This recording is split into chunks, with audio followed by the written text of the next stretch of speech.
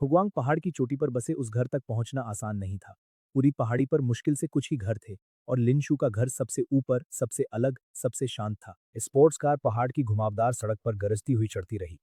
उसकी आवाज से जंगल के पक्षी घबरा कर उड़ गए, जैसे इस सन्नाटे को किसी ने बेरहमी से तोड़ दिया हो। कार रुकते ही लिनशू की आंख खुली। वह आधी नींद में ही सीट बेल्ट खोलकर उतरना चाहता था, लेकिन दरवाजा लॉक था। गाओ जिंगे ने चश्मा उतारा। इस बार उसकी आवाज में सख्ती नहीं, घबराहट थी। लिनशू, तुम्हें हुआ क्या है? तुम बीमार हो या किसी ने तुम्हें तोड़ा है? लिनशू बस उसे देखता रह गया। उसकी नाक हल्की सी भर आई। पिछली जिंदगी की याद ने उसके सीने में चुभन भर दी।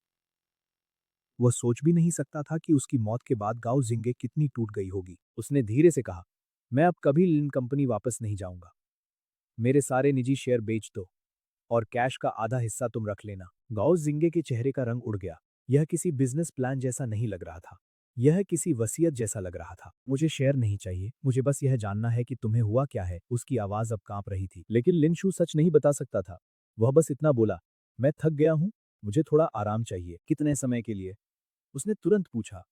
लिनशू कुछ पल चुप रहा, फिर झूठ बोल दिया, 1 साल। इस जवाब ने गाओ जिंगे को थोड़ा संभाल लिया। वह तुरंत काम की भाषा में लौट आई। Share, cash out, market, risk, जैसे भावनाओं को एक्सेल शीट में बंद कर रही हो। लिनशू ने बस मुस्कुराकर कहा, जो ठीक लगे वही कर दो। उसे अब पैसे की परवाह नहीं थी। गाओ जिंगे ने आखिर दरवाजा अनलॉक कर दिया, मोबाइल लौटाया और जाते जाते फिर कहा, ठीक से खाना खाना, हर वक्त शराब मत पीना। लिनशू घर के भीतर दाखिल हुआ। उसने नए बने बाकी घरों पर एक नजर तक नहीं डाली, जैसे दुनिया की कोई भी नई चीज अब उसके लिए मायने नहीं रखती। लेकिन जैसे ही वह अंदर पहुंचा, एक आवाज हवा में तैरती हुई उसके कानों तक आई।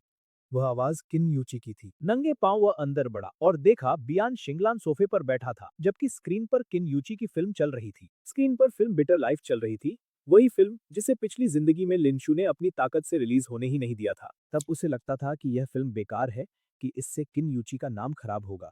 लेकिन आज सिर्फ उसकी आवाज का एक डायलॉग ही लिंशू के दिल को हिला गया। इस बार वह कुछ नहीं रोकेगा, न यह फिल्म, न किन यूची का भविष्य। वह स्क्रीन पर टकटकी लगाए देखता रहा, फिर अनजाने में हाथ बढ़ाया, जैसे उस चेहरे को छू लेना चाहता हो। तभी पास रखे सजावटी पौधे की पत्तियां हिल गईं और बियान शिंगलान ने मुड़कर उसे देख लिया। शुअर, तुम वहां क्या कर रहे हो? लिनशू ने फौरन नजरें झुका लीं। उसकी सावधानी अब भी बनी हुई थी। तुम्हें कैसे पता चला कि मैं यहां शिफ्ट हुआ हूं? उसने धीमे लेकिन सतर्क स्वर में पूछा। बियान शिंगलान ने हंसते हंसते सच कबूल किया, वह गाओ जिंगे पर नजर रखवा रहा था, सिर्फ इसलिए कि लिनशू की खबर मिलती रहे। लिनशू ने लंबी सांस ली। मैं जल्दी रिटायर हो रहा हूँ, कोई जरूरी काम ना हो तो मुझे परेशान मत करो, मुझे बस सोना है। बियान शिंगलान हैरान रह गया। 20 साल की उम्र और रिटायरमेंट। उसे यह मजाक लगा, लेकिन लिनशू के चेहरे पर मजाक जैसा कुछ नहीं था। कुछ पल की चुप्पी के बाद उसने असली सवाल पूछा, तो किन यूची के बारे में तुम्हारा क्या ख्याल है? यह नाम सुनते ही लिनशू की आंखें खुल गईं। क्या तुमने उसे मेरा पता दिया था? उसकी आवाज अचानक ठंडी हो गई। बियान शिंगलान ने सफाई दी, मैंने खुद से नहीं बताया। उसने उस रात तुम्हें छोड़ने की बात की, तभी मजबूरी में पता दिया। आधा सच, आधा झूठ। लिनशू ने उसे कुछ देर तक देखा, फिर बात वहीं छोड़ दी। जाओ, मुझे आराम करना है। लेकिन बियान शिंगलान जाने वालों में से नहीं था। वह सोफे के पास बैठा रहा और फिर किन यूची की तारीफ करने लगा। साफ सुथरा, सफल, अच्छा आदमी। लिनशू ने झुंझलाकर उसे लात मार दी। तुम्हारा दिमाग हमेशा नीचे ही क्यों रहता है? उसके शब्द ताने जैसे थे, लेकिन उनमें थकान ज्यादा थी। फिर उसने ताओ युतियान का नाम लिया और पहली बार उसकी आवाज में हल्की गंभीरता उतर आई। उस पर ध्यान दो, बाद में पछताना मत। बियान शिंगलान ने इस बात को हल्के में उड़ा दिया।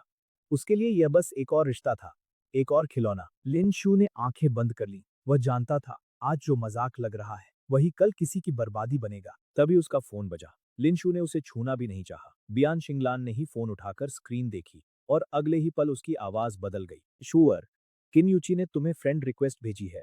कमरे की हवा जैसे एक पल को रुक गई।